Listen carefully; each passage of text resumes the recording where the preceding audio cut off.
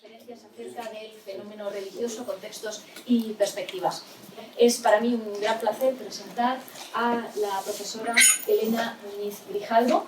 Elena es licenciada en Geografía e Historia y doctora cum laude por la Universidad de Huelva, con una tesis dedicada al tema Sentir y experimentar el cambio religioso, la cristianización de la religiosidad pagana. Es experta, su especialidad es esta precisamente, el cambio religioso y el estudio de las emociones en el ritual de las religiones del Imperio Romano y concretamente en el Mediterráneo oriental. Investiga asimismo el legado intelectual clásico en época moderna y contemporánea, centrándose en las políticas griegas y romanas para comprender y justificar el presente de otras épocas de la historia. Asimismo, ha investigado y escrito sobre la distorsión de las religiones grecorromanas en la obra de los padres de la Iglesia y en el cristianismo de época moderna, tanto catolicismo como protestantismo. Ha participado en casi una docena de proyectos de investigación, tiene una línea de investigación sobre estos temas verdaderamente muy amplia y muy profunda. También tiene un importante perfil internacional, ha desarrollado estancias en el extranjero, un total de 14 estancias según me pasan la información, en lugares como Canadá, Roma, Londres, Harvard, Holanda, Atenas, Cambridge, París y Potsdam, y ha impartido unas 70 ponencias, lecciones magistrales, etcétera, en diversas universidades. Me señalan un dato importante y es que es fundadora del Observatorio de Religiones Comparadas. Es ahora mismo profesora titular de Historia Antigua en el Departamento de Geografía, Historia y Filosofía de la Universidad Pablo de Olavide. Y aparte de su labor como docente, también codirige el Máster Universitario en Ciencias de las Religiones de la Universidad Pablo de Olavide, la Carlos III de Madrid y la Universidad de La Laguna. Sus principales publicaciones, en fin, sería larguísimo listarlas ahora mismo todas, pero diré que profundizan en los temas que acabo de describir, que son los temas de su experiencia y que tienen como sedes de publicación pues tanto las editoriales más prestigiosas, por ejemplo Bill o Franz Steiner, o en España Drota, Brepols, y después en el entorno de las revistas pues también tenemos ha publicado en las revistas más relevantes de historias de las religiones como Athenaeum o Latomus o Numen. Leo al azar algunos de los títulos, por ejemplo La religión de la Atenas romana, publicada en Milán en el año 2014, o Greek Religion in Strabo en Athenaeum en el año 2014 también. The Frontiers of Greco-Roman Religions, Greeks and Non-Greeks from a Religious Point of View, publicada en Leiden en el año 2011.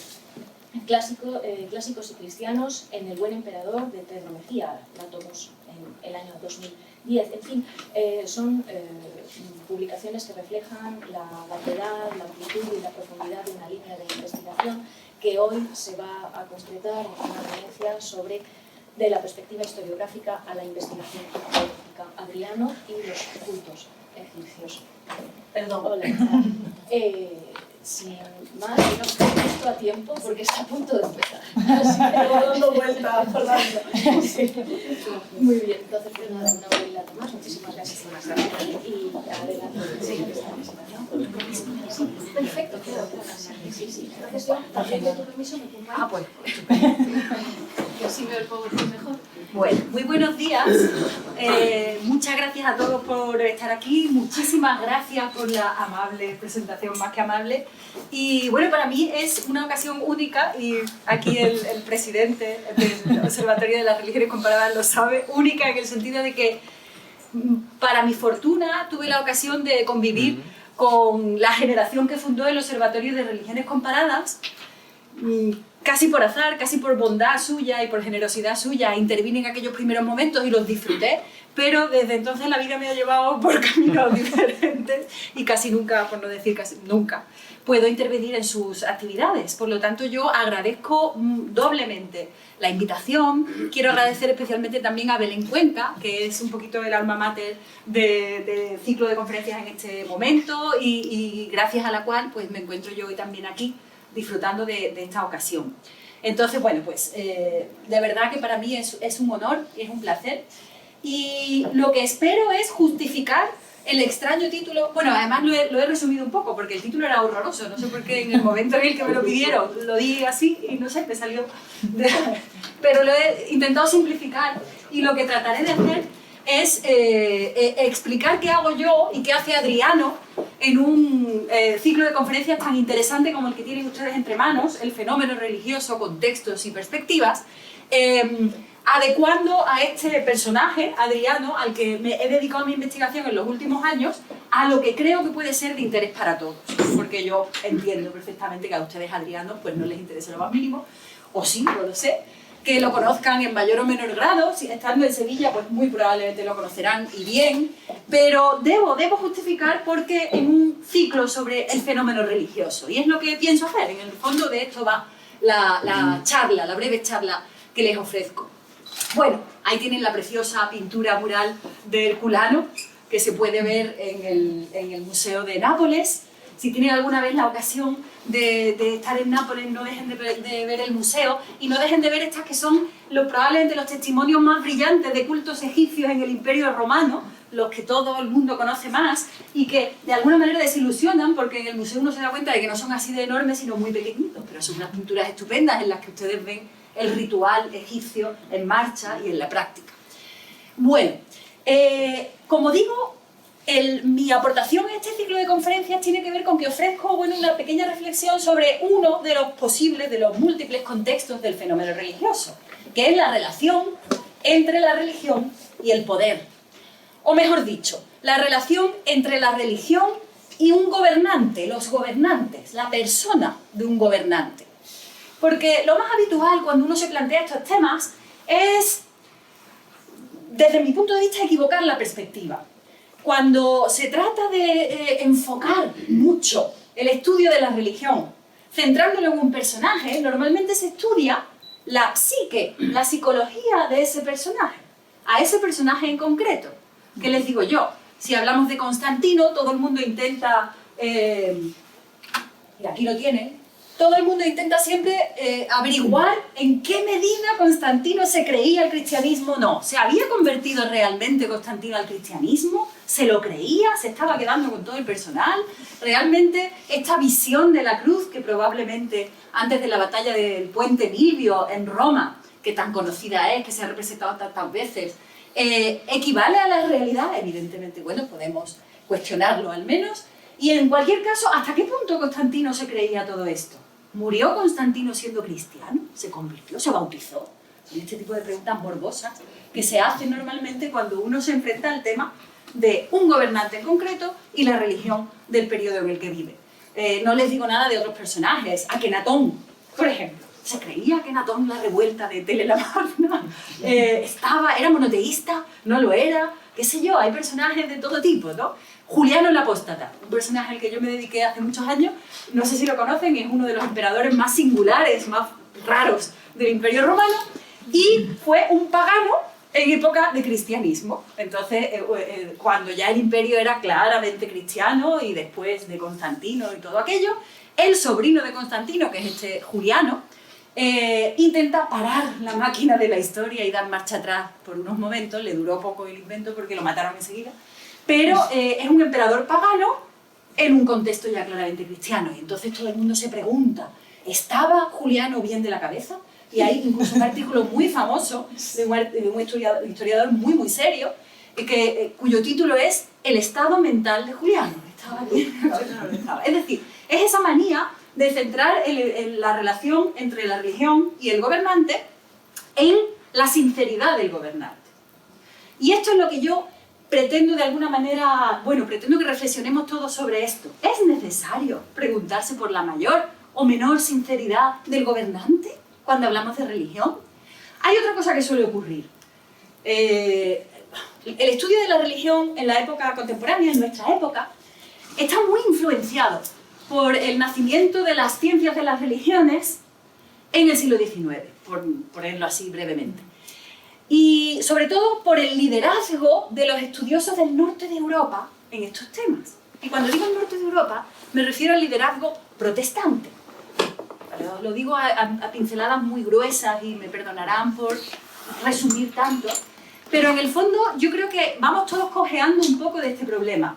Cuando la historia de las religiones se constituye como disciplina en la Europa del siglo XIX, quienes lideran las academias son ingleses, alemanes, holandeses, siguen siéndolo, pero en cierta manera, pero realmente dejan su huella profundamente en los estudios de religiones, en cómo uno aborda el estudio de la religión. Y como todos sabemos, como todos saben, el protestante entiende la religión como algo estrictamente personal, mientras que el católico, y de nuevo estoy simplificando y me perdonarán, el entorno católico es mucho más social. Y todos entendemos que la religión, la relación entre la religión y la sociedad, pues es bastante más laxa y menos centrada en el individuo, quizás, ¿no? Esto así resumido, podríamos llevarnos horas hablando de esto, pero yo se lo resumo así. Entonces yo creo que ahí hay un problema. Cuando se enfoca el estudio de historia de las religiones, nos dejamos todos guiar por esa manía de entender la religión como una especie de ámbito puro e incontaminado, no tocado por ninguna de las cosas que ocurren a su alrededor y que se mantiene así como algo, un reducto del alma del individuo, solamente. Y entonces, claro, cuando intentamos hablar de, por ejemplo, de Adriano y la religión egipcia, como vamos a hacer, o de Adriano y la religión en general, parece que estamos siempre intentando averiguar en qué medida Adriano se creía la cosa o no. Lo que yo les voy a proponer es un enfoque alternativo. Les voy a proponer que entendamos que la religión, y esto es un lugar común, la religión no es un reducto único, puro e incontaminado, sino que está en directa y estrecha relación con todas las demás cosas que pasan a su alrededor, que tan religioso es la sensibilidad de Adriano, como veremos, o de cualquiera de sus contemporáneos, como la religión de una persona que decide dedicarse en exclusiva a ser monje trapense, por ejemplo, tan religiosos como un fenómeno es el otro. Y, por supuesto, mi tesis será, y les adelanto ya la conclusión, que Adriano, toda la obra de Adriano se explica porque está imbuido de la religiosidad de su época. Y no se entiende si no creemos que estaba realmente imbuido de esa sensibilidad. Y, por supuesto, que la obra de Adriano influye en la religiosidad de sus súbditos. Esto es una conclusión muy sencilla, casi no haría falta charlar sobre esto, pero como muchas veces se leen cosas con las que uno dice, bueno, pues a lo mejor habría que puntualizar un poco, es por lo que les traigo este breve estudio de caso. En realidad no es más que un ejemplo de estas cosas que les digo. Para lo cual, debo empezar por presentarles a Publio Helio Adriano, al que tienen aquí, en uno de sus retratos más famosos. Seguro que lo conocen y todo lo que os voy a contar no les va a sonar a nuevo. Adriano es probablemente uno de los emperadores más famosos de todo el Imperio Romano. Adriano es un emperador, para empezar, es un emperador hispano, junto con Trajano, ¿verdad? Nosotros que estamos en Sevilla no podemos dejar de mencionar esta circunstancia. Es el segundo, el primero fue Trajano, emperador no romano de la historia. Hasta entonces, hasta Trajano, todos los emperadores de Roma habían sido romanos o todo lo más, los Flavios eran italianos, de cerca de Roma. Pero de repente sube al trono de Roma un emperador, Trajano, que era provincial. Cuando se explica esto un poco, hay un símil que pone un querido colega que, por cierto, por desgracia no puede estar aquí hoy, que es Juan Manuel Cortés, que lo explica muy bien, diciendo, imaginen ustedes que en el imperio de la reina Victoria, muerta Victoria, sube al trono un indio de la India. Absolutamente impensable, ¿verdad? O un negro de África, totalmente impensable. Bueno, pues en Roma sí sucedían estas cosas, y el que llega al trono de Roma, muerto Nerva, es Trajano, un oriundo, nacido en una de las provincias, en el final del mundo, porque la Bética era un poquito el final del mundo, en la ciudad itálica, y de una familia de raíces béticas absolutamente. Y a él le sucede Publio Helio Adriano, que ni siquiera era pariente suyo, pero un grado muy lejano, y que igualmente procedía de la Bética. Probablemente Adriano ya naciese en Roma, pero bueno. Se trata, por lo tanto, de los dos emperadores hispanos que además marcan la que los estudiosos modernos han calificado como la época más feliz de la humanidad. Con esta expresión tan ingenua, pero al mismo tiempo tan bonita, es como Gibbon, el estudioso, famoso estudioso inglés del Imperio en el siglo XVIII, describe la época de Trajano y Adriano, la época más feliz de la historia de la humanidad. no es poco, no es poco. Es la primera mitad del siglo II después de Cristo. Es la época más feliz, bueno. O Maquiavelo, que decía que Trajano, Adriano y sus sucesores fueron los 5 buenos emperadores. Todos los demás no sabemos lo que eran, pero buenos no.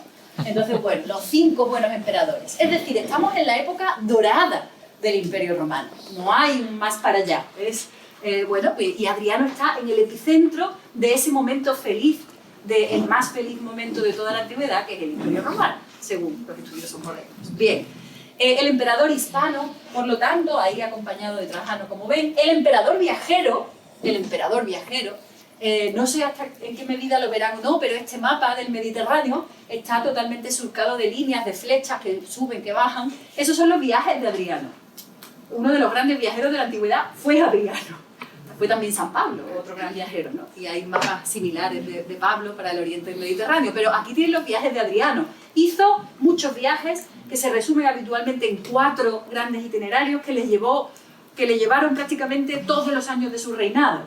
No se lo he dicho, pero Adriano reinó entre el año 117 y 138 después de Cristo. Y durante esos algo más de 20 años de reinado estuvo constantemente en movimiento por todo el imperio, cosa que era bastante insólita también. Los emperadores habitualmente reinaban desde Roma, gobernaban desde Roma. Y Adriano recorrió arriba y abajo desde Britania con el famoso de bellísimos retratos de este joven. Pues de Antino apenas sabemos nada. Entonces es un caso casi prácticamente único. Tenemos una enorme galería de retratos, más de 100. Es el personaje privado del que se conservan más retratos. O sea, los emperadores, está claro que hay muchos retratos de emperadores, hay muchísimos retratos de Adriano, pero los personajes privados normalmente no generaban esta enorme galería de retratos, y Antino lo hizo. La verdad es que era guapo, hay que decirlo, pero además de guapo, es una especie de cara sin historia. Es un fenómeno, como les digo, muy llamativo. Hay una enorme cantidad de caras de Antino que nos miran desde todos los rincones del imperio, pero no sabemos nada de él. Nada quiere decir nada. Solamente alguna noticia muy aislada y muy casual en las fuentes que nos hablan de Adriano. Y además, normalmente, fuentes negativas.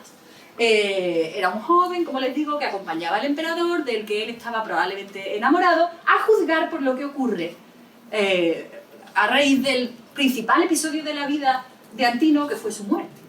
En el año 130, acompañando al emperador y a la corte imperial, entre ellos a la mujer de Adriano, en su viaje por el Nilo, Antino se ahoga, o lo ahogan en el Nilo, a la altura de Heracleópolis, y bueno, allí perece. Y entonces lo que ocurre es esto.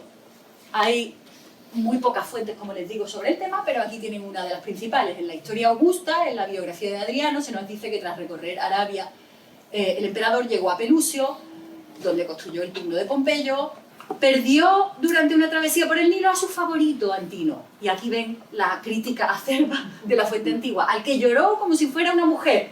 Y ahí hay un pequeño fragmento que falta. Como quiera que sea, los griegos le deificaron, etcétera, etcétera. La crítica es lo que yo quería subrayarles aquí.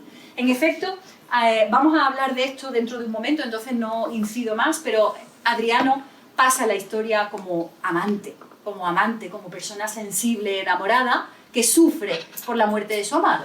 Adriano el amante. Y Adriano, bueno, aquí tienen espléndidas representaciones de muy distintos tipos de Antino, en todo, como les digo, en todos los rincones del imperio, deificado, representado según el lugar donde fuera a colocarse su retrato, de una manera o de otra, como Faraón, como Dioniso, etc. Y bueno, una enorme cantidad de retratos, pero sin duda Adriano es conocido como el emperador de la literatura. Adriano es probablemente uno de los personajes que ha engendrado una obra literaria más notable sobre la antigüedad, que son las memorias de Adriano de la Yourcenar, pero podríamos citar otras tantas. Hay poemas de Oscar Wilde, hay obras de Fernando Pessoa, hay un montón de obras literarias de enorme calidad que han tomado como inspiración a Adriano, el reinado de Adriano, su relación con Antino, pero no solo. Adriano es un personaje muy singular. Y en todo esto, ¿qué tiene que ver la religión? ¿Sabemos algo sobre el corazoncito religioso de Adriano, este personaje tan singular? Las fuentes casi no dicen nada, por no decir las fuentes literarias, nada. No se ocupan de ello. Y es habitual, por otra parte, que así sea. Y sin embargo, hay un área de la religión de la época, que son los cultos egipcios, la religión egipcia, a la que otro tipo de fuentes sí parece dar la impresión de que Adriano dedicó su atención. Hay una serie de fuentes arqueológicas, hay una serie de fuentes epigráficas que sugieren que Adriano estuvo especialmente interesado por los cultos egipcios. Parece ser. Y me refiero sobre todo a lo que ocurre con Antínoo y me refiero también a esto de aquí. Me refiero a la enorme villa de recreo, a la enorme residencia de Adriano, que se conoce como la Villa Adriana, y que está, como saben, a unos 20 kilómetros de Roma, en Tívoli, y que si no conocen yo les recomiendo encarecidamente que visiten. Es un lugar maravilloso, mágico, y muy cerca de Roma, muy difícil de llegar si uno no tiene coche, es terrible, ¿no? Transporten allí cerca de Roma, pero se llega. Y si ustedes pueden y no lo han hecho, vayan a visitar Villa Adriana, la enorme villa, como digo, el enorme palacio imperial, que Adriano decoró de muchas maneras. Algunos lo han definido como un pequeño parque temático, en donde Adriano representó todos los rincones de su imperio, pero una de las cosas que está más representada es lo que tienen delante, el mundo egipcio. Villa Adriana estuvo plagada de representaciones de una calidad extraordinaria que vinculan al emperador con Egipto, en particular, de todos los rincones del imperio. Y como digo, los intereses de Adriano eran mucho y muy intensos. Era un apasionado de la vida, apasionado por la cultura helena, pero apasionado también, al parecer, por la decoración por la que optó, apasionado por el mundo egipcio. Como ven aquí, además, hay todo tipo de representaciones, no solamente de tipo grecorromano, es decir, el Egipto pasado por el tamiz de Grecia y de Roma, sino directamente figuras que tienen que ver con el arte egipcio clásico y con la mitología egipcia clásica, sin necesidad de acercarla a Grecia y a Roma. Bueno, es un fenómeno muy llamativo. Pero como les decía, el culto de Antínoo, lo que ocurre cuando muere Antínoo, es probablemente lo que vincule con más fuerza a Adriano con Egipto. Les decía que Antínoo se ahogó en el Nilo. Creo que tengo aquí el texto. No, lo doy un poquito más para adelante. Aquí. Antínoo se ahoga en el Nilo, o lo ahogan, como les decía, y ese episodio es interpretado, por ejemplo aquí por Dion Casio, como un episodio voluntario, en el que lo que se estaba buscando era aprovechar la muerte de Antínoo con un propósito ritual. Miren lo que dice Dion Casio. Antínoo era de Bitinio, había sido favorito del emperador y murió en Egipto. Bien porque se ahogara en el Nilo. Es difícil de creer que uno se ahogue cayéndose de un barco. Bueno, así más, ¿no? Sobre todo es difícil de creer que uno se ahogue justamente allí, porque Heracleópolis y Besa, la ciudad de Besa, estaba vinculada ideológicamente con lo que vamos a ver ahora. Entonces, qué casualidad, ¿no? Que uno se cae del barco justo allí.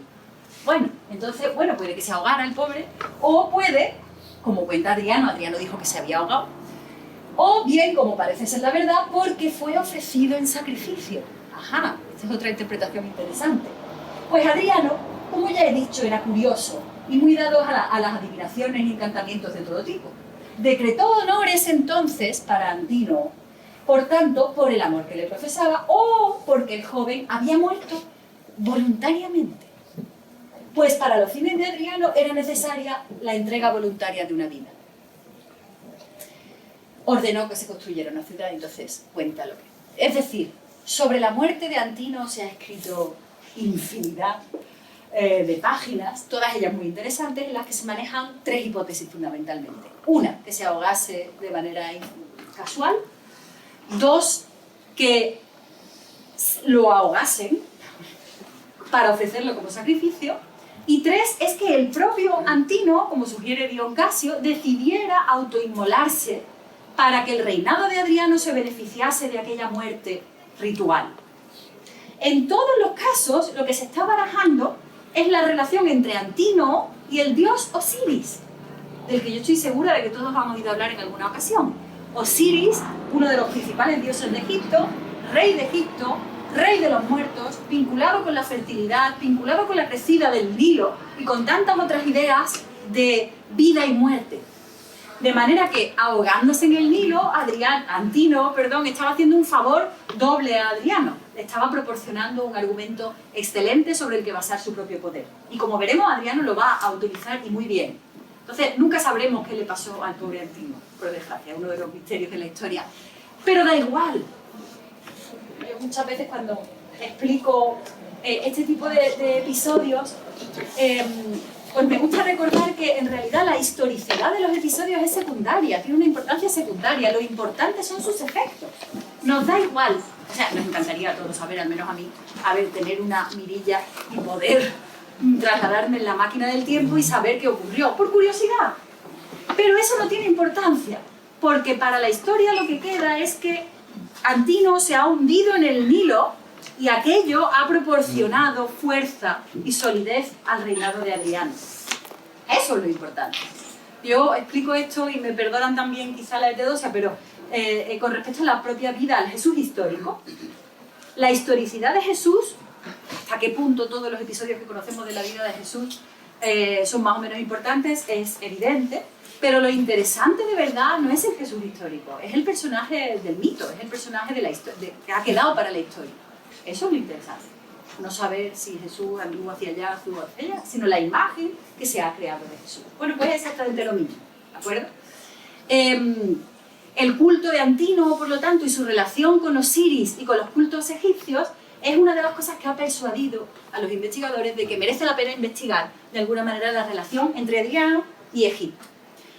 Y habitualmente lo que ocurre es que cuando se pronuncian sobre este tema, todos los historiadores o casi todos ellos, han tomado una de estas dos vías.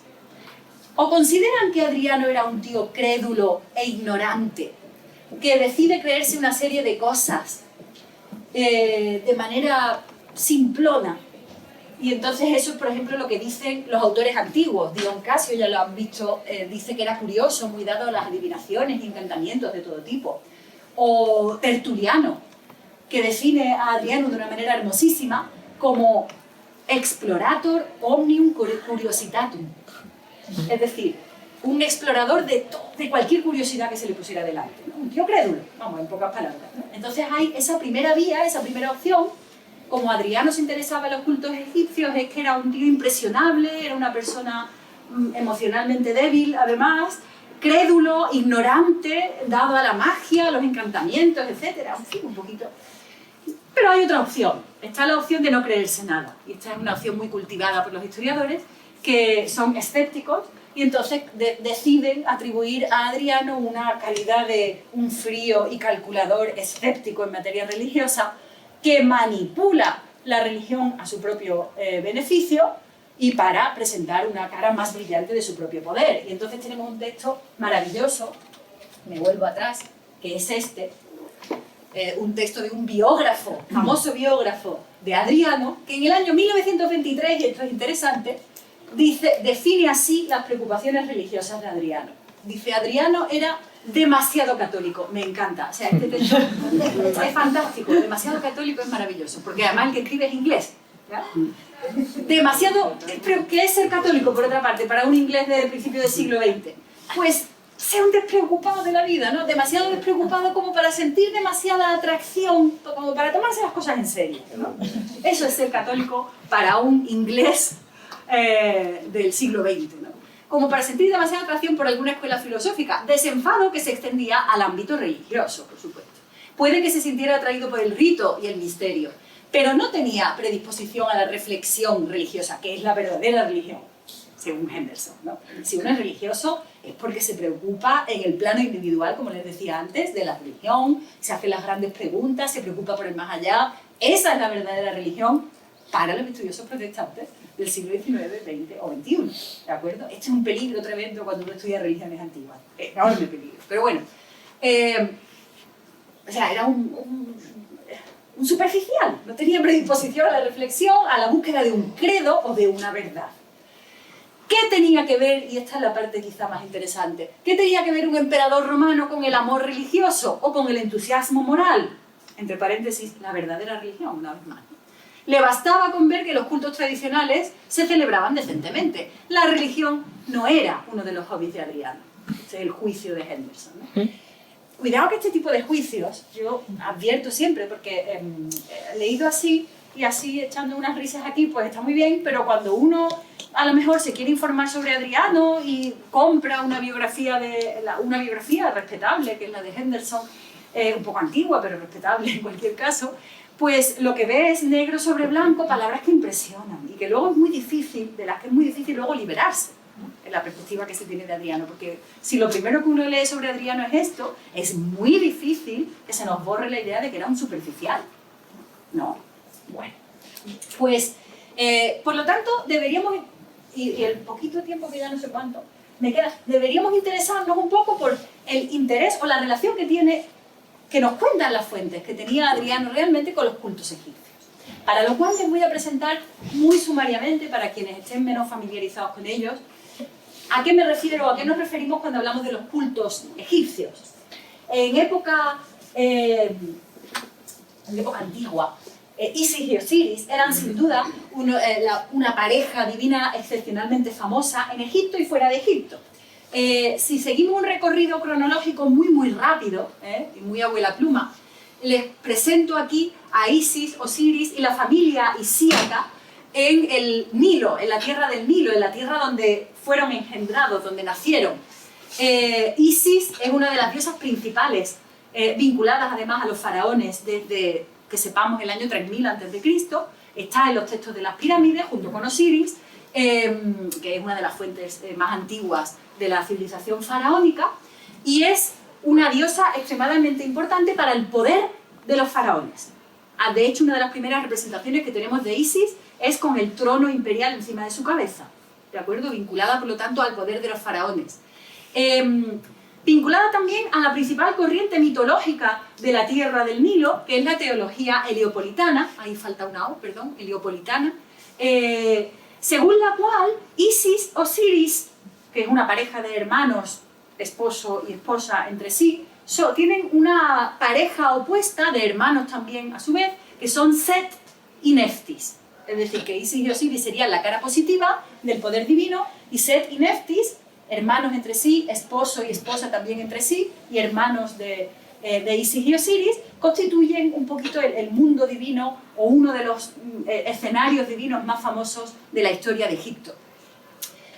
Isis y Osiris eran dioses del Nilo, de la fertilidad, de la crecida, de Egipto en general, representaban a la realeza, y Set y Neftis, como les digo. Me tienen que permitir que les cuente una pequeña historieta. Mi historieta es una forma un poco frívola de hablarles del mito de Isis y Osiris, que pueden encontrar y leer por extenso en la bellísima obra de Plutarco sobre Isis y Osiris, y ahí es donde tienen la versión del mito más larga que se conserva y más interesante.